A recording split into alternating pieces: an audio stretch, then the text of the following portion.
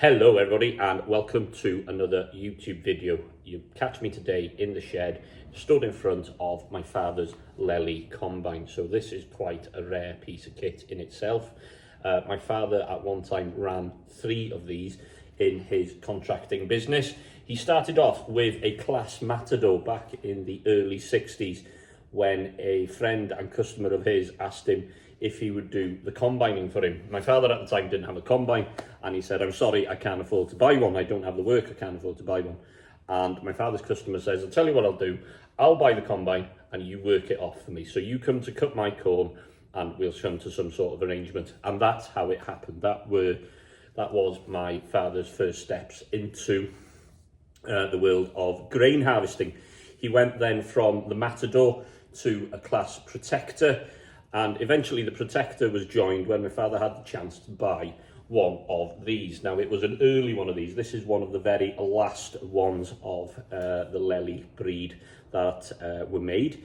He bought a very early one. The difference in the early ones largely was they were all blue rather than white panels, red wheels, slightly smaller grain tank, slightly different shaker shoe, etc, etc. Nothing completely different. There's a lot of very similar pieces. Most of the threshing mechanism in this last one was the same as the early one. So the Protector and the Lely were run for a while. The Protector was then changed against another Lely where he ran 2, and eventually the first Lely was changed for this one, and this is what we use, and this is what I use today, and I cut around about 80 to 100 acres odd-ish, there or thereabouts every year. I don't go searching for work for the combine. Work does seem to come my way, which is brilliant, and I'm very grateful for it. I've got no interest in chasing 500-acre big contracts because I can't handle it with stuff like this, but doing the acreage I do keeps it enjoyable, keeps my hand in, keeps this old girl ticking over and running, and it's one of my favourite times of the year. Right, you might ask, why am I talking to you about a Lely Combine on a damp, drizzly, yucky day like what we've got in the middle of January out there today? Well, as you know, Lely Combines, they weren't made in big numbers, and by now parts are absolutely obsolete. There are no parts to be had, end of story. Stuff like belts, bearings, chains, they are pretty standard size. I've got people like Emrys up the road, who is a good engineering friend of mine and an engineering genius. He could make most things, get things up and running, keep me going for when we do have the occasional bit of a breakdown or a mishap. But on the whole, there are no parts to be had for the Lely Combine. So with that in mind, I've gone and done this. Stay tuned.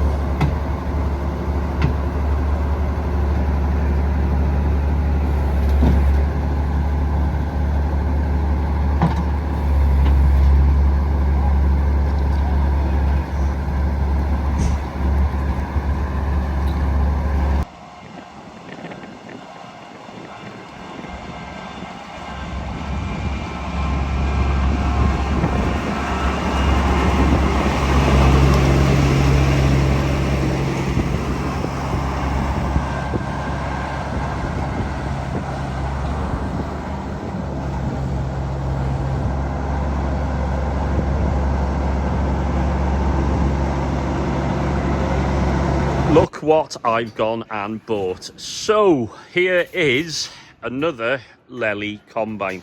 Crikey, I never thought I'd be doing this video.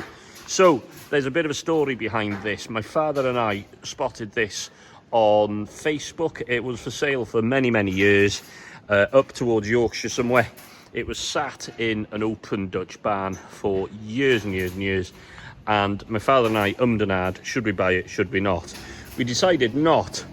I then found out that it was sold not far down the road from the man who originally owned it up in Yorkshire.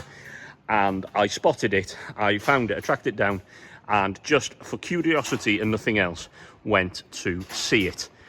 Roll the clock forward 4 or 5 years, and the gentleman who owned it, out the blue, phoned me and said, I'm selling the Lely Combine, do you want it for parts? And I jumped on it, and I think what he had in his head at the time was I was going to go up there with my spanners, take the bits I need to keep mine going off, and then that would do, and the rest would go to the scrap.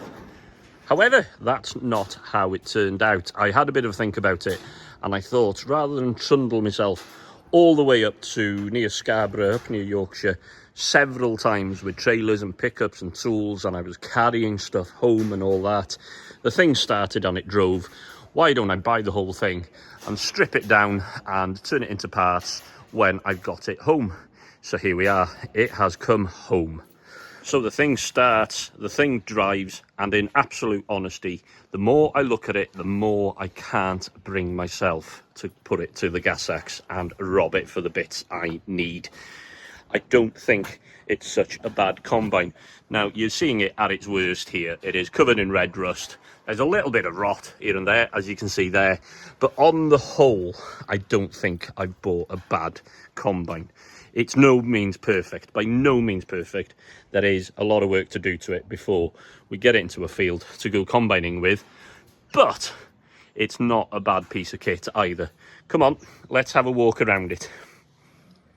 So the biggest fault, the biggest failing of this combine is not its own fault. It has been sat either outside or in a very open-sided barn for virtually all of its life. And because of that, it is red with rust. However, as I say, look through the rust. The thing is pretty square, pretty straight, pretty tidy. It's not so bad at all. So we'll just have a very quick look around it. I mean, the back here, I know it's covered in rust, but it hasn't been driven into gateposts and fences and hedges. It is quite tidy. This is an S-Reg machine, so it is a year older than my own. And if you can just see there is a wooden board on here, J.E. Clifford and Sons, and I want to say Slingsby, telephone Hovingham 359478. I wonder if Mr. Clifford is still on the go, or his sons even, and do they know where this combine has ended up? If you know Mr. Clifford, or know of him, or know what's happened, either pass on this video to him or put it in the comments down below or whatever. I'd be really interested to know the early history of this combine. So I am told it has not done any work. One of the big differences to mine is this little wire here. If we jump under the hood, so we've got the 5 great big straw walkers, exactly like mine. But what we've got here is a grain loss monitor of all things, and this here. So I believe what would happen, I've never seen this before on Lely's. I don't think these were original Lely. These were add-ons by someone like RDS, I'm going to suggest. So what used to happen was grain and chaff and whatever would come along here. Grain would fall through the sieves, down there, up and then into the tank. The chaff would get blown over. If you were overloading this, some grain would come over and it would bounce on this, and then that would then send a signal back up to the box in the cab. To be truthful, from what I know, all that type of stuff was an absolute load of nonsense back then. It didn't really work. It was a bit of a gimmick. Again, if you think otherwise, let me know. So what we've got here, I mean, to keep mine going, if one day I needed a set of sieves, they're there waiting to go, and they're in good order. They're not so bad. Straw walkers, we've got 5 straw walkers that are fine. Wooden blocked straw walkers, with the grease nipples on there, ready to go. As I say, once you get out of the rusty stuff, it doesn't look so bad, does it? We're not so bad at all. So let's jump back outside. We've got a pair of spare sieves. I think that is for rapeseed and the like. I think that is the one for barley. I think it does look a little bit fine for barley. I'm not sure what it is. I think both of these, I think I've got one of these, but this one is slightly different to what I got. Up there we've got an engine, we'll come back to that in a minute. 2 elevators which carry grain up to the tank, which is hiding over there, or back to the returns thresher. I mean, the guards on here, they're not so bad, are they? I mean, you can open them. Okay, they're a bit rusty, but they're not so bad. Let's just open this and have a quick look under. Hang on, what I'll do. So here we are, the business end. Variator drum pulleys. So there's the drum pulley. There is the rear beater pulley, the little pulley there, which goes up to drive that, empties the tank. And I mean, just look at it. Okay, fair enough. We've got a chain that's come off there. That isn't beyond the wit of man to put back. But under these guards, under these rusty guards, it doesn't look so bad, does it? It's really cheered me up. I saw this and thought, bloody hell, this is too good for spares, really. I mean, in an emergency, if the day comes that I need that pulley today, I can take it off and go. But on the whole, I really do think it's too good to be stripped. I mean, we've got things like that. That is rotten there because water and stuff has been sat there over the years. But really, who cares? You can fix that. That isn't a problem. The thing's got good tyres on it. We're not so bad in terms of tyres. It's got a cab on it even, which, yeah, is the same cab as mine. Unfortunately, when the driver was bringing it here, and thank you to DJ Sharp for bringing it all the way down to North Wales for me. Unfortunately, the wind has blown on the windscreen and pushed it in a bit. Who cares? That'll go back in. No worries at all. That's really easy. The party piece of every Lely Combine is the folding 14-foot header. Interestingly, it's got these on it. These are crop lifters, but they're not class. These are the rasp ones. So the fingers are rasp. That's what Lely used. But if you look there, there is the little rasp logo. So these are rasp. I have never seen these before. To be honest, my dad put class lifters on his once or twice. And truthfully, I know I praise a lot of Lely Combine action, but these would cut and lift the low stuff without any problem at all. Very often, these weren't necessary. What I would end up doing is probably taking these off and putting them to one side for now. The winner of these, of course, was you didn't have to cut so low, so any stones and soil and all that stuff didn't go over your blades up there and damage the drum and the like. So yeah, we've got a folding 14-foot header. As I say, you need to use a little bit of imagination, look through the rust. But on the whole, we're really tidy, aren't we? We're not so bad. There's no big issues that I can see. One of the reels has had a little bit of a bending. So I think the reel frame, so that goes up there and over to here, has had a bit of a bending. But on the whole, we're not so bad. So looking down this side of the combine again, being a little bit geeky about it, and you'll have to forgive me, our current combine is square up there. Every other combine that I've seen, this is a Mark II combine, where that is slightly on a diagonal rather than square. As I say, being pretty geeky about that. The auger seems to be in relative good order. It has had a hiding there. That piece there has had a bit of a telling by something. I'm going to guess a tree or a branch or something. So looking at the other side of the works of the combine, the biggest difference between this and mine, our current one is hydrostatically driven. So we have got up there, we have got a Ford engine. We've then got a belt that comes down to here that drives a shaft, that drives a hydrostatic gearbox there, which then in turn drives those great big epicyclic gears on the side of the wheels. This one is the Mark II version, where we've got a traction variator pulley. So we've got an engine, the belt comes down to an intermediate pulley, and then goes off then to the drive pulley, which goes through a clutch into a ZF 4-speed gearbox. This isn't unique to Lely by any stretch. All combine manufacturers had this at the time.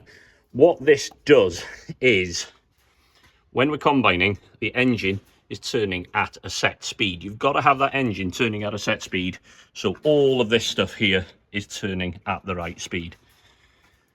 That gives us a choice of 4 gears. What happens when one gear is too fast or the other is too slow? We need some kind of variability. So what we've got here is a double pulley on a hydraulic ram, and that lifts or lowers this pulley. So you will see here that this belt, which is quite slack, it should be tighter than this, I think, is on one sheave, and notice how it is virtually on the end of the sides of the pulley. It is gripping all the way up here. Its neighbour is, by contrast, all the way down into the pulley, deep into the pulley. So by adjusting this, we change the positions of this, so this will fall in or lift out, and by contrast this will fall in or lift out. Think about pedaling your push bike, changing gears. This does exactly the same. So big turning small means fast, and in other terms, small turning big means slow. So if you want to slow up or speed up, by moving this ram, you adjust the depth that the belt is turning the pulley, thereby adjusting how fast the gearbox is turned down there. Right then, so we've got the big main rear beater pulley there, which takes drive from the engine. We've got the header pulley there, which drives everything from the intake auger all the way down to the header. And again, you know what? Stuff looks good, doesn't it? We're not so bad, are we? I mean, yeah, we've got a bit of surface rust, but the stuff that hasn't been wet and hasn't been rained on and all that isn't too bad at all. We've got a fanning mill down there.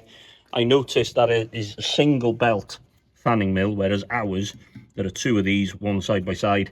Again, if needed, that's not the end of the world. I've got a spare one of these, bolt them together, 2 belts, off we go, happy days.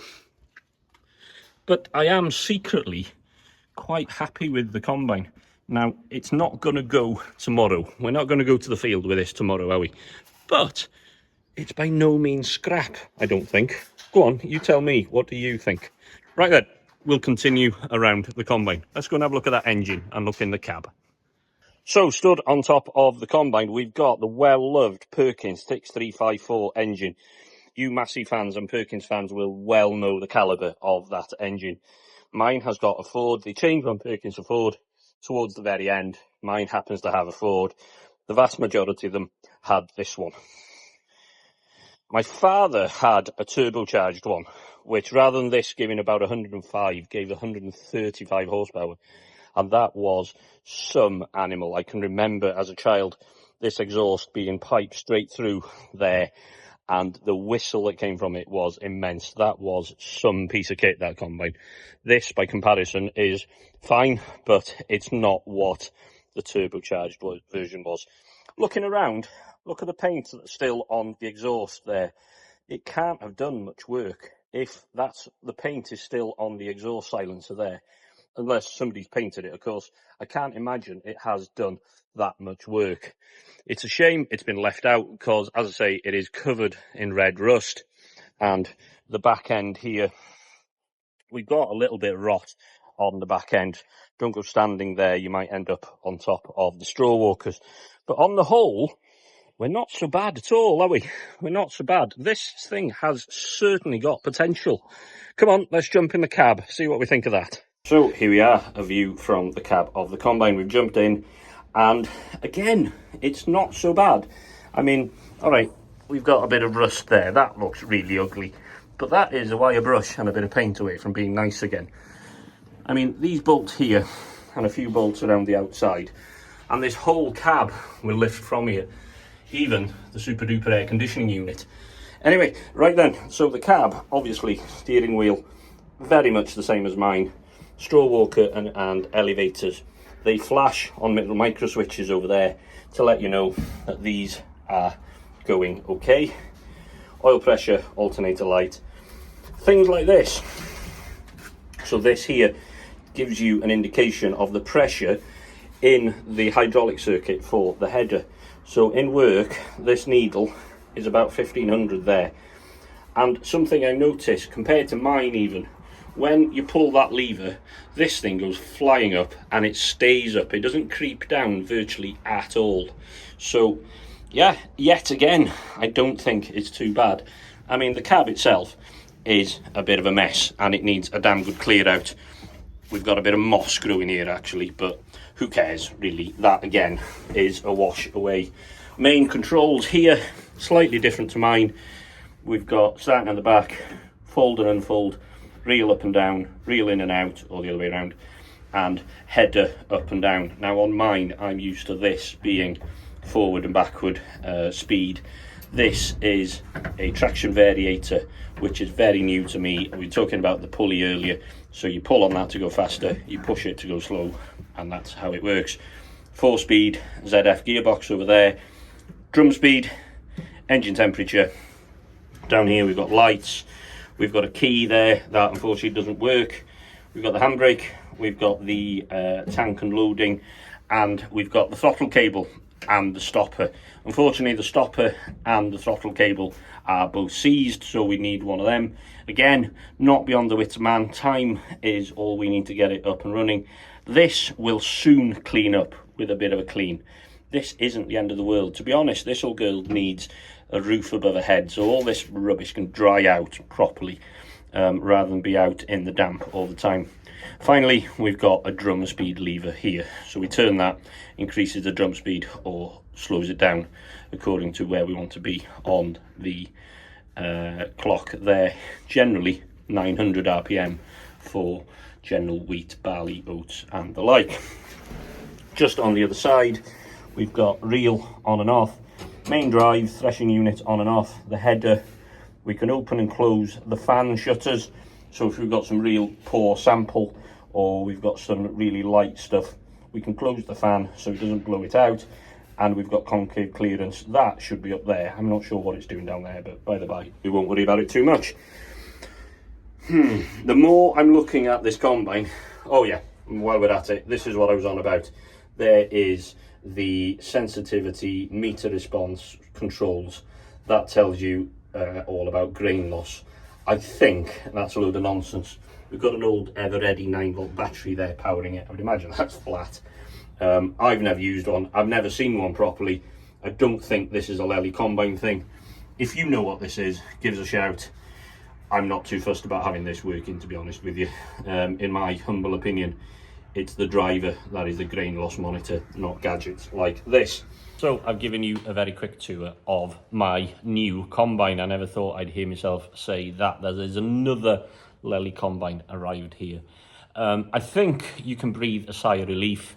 I think I've decided that the thing will not be seeing the gas sacks. I'm not going to chop it up and keep the bits, sell the engine and all that type of stuff. I am for now going to keep it in one piece. The dream, the absolute dream, of course, is to have that one and my one, which is sat in the shed here, in the same field working together, isn't it? That would be, that would be something, wouldn't it? That would be absolutely brilliant. We are not there yet. And as the ones that follow me know, I've got plenty of jobs on the list before I can get to do that. However, that I think is what we're going to aim for. So next job is, and that isn't a today job because it'll be dark in a minute and it's a damp old miserly day. This combine's going out and we're going to try and squeeze that one in by the side of it here somewhere. That's the plan. There's always, or never rather, enough room in the shed, is there? You've never got enough shed space. And I've just gone and bought myself a great big blue combine, which is going to take a lot of room, but if I don't want it, I can sell it. If I'm desperate, I can rob bits off it to keep mine going. So I don't regret doing what I'm doing. I think it's a something that not everybody would want to have, want to own. We haven't got the space or the interest. To me, sentimentality. Those of you that know me will know I'm a sentimental old fool when it comes to stuff like that and stuff like this behind me. So for now, the next job is to get her undercover in the dry, and then we can have a proper think about what we're going to do and what's the next jobs. What a day. Thank you to my other half for giving me a hand to get her home. We had to drive her 5-6 miles, whatever, to get her home from the wagon to World Headquarters. If you were going round one of the main roundabouts in my hometown of Denbigh today, you've probably seen this combine just being an ornament on the side of the roundabout in the way, because there was a bit of dirt in the diesel. I had to bugger off, get some tools, So all of you, if I caused you some traffic issues, sorry about that, but thank you for your patience. Right, on that happy note, I'm tired now. I've had a bit of a day. Getting her home, getting off the wagon was a bit of a drama. It is very high up there. And on that note, I'm going to go home and have my tea. So thank you all for watching, and we'll see you again very soon. Take care, everybody. Goodbye.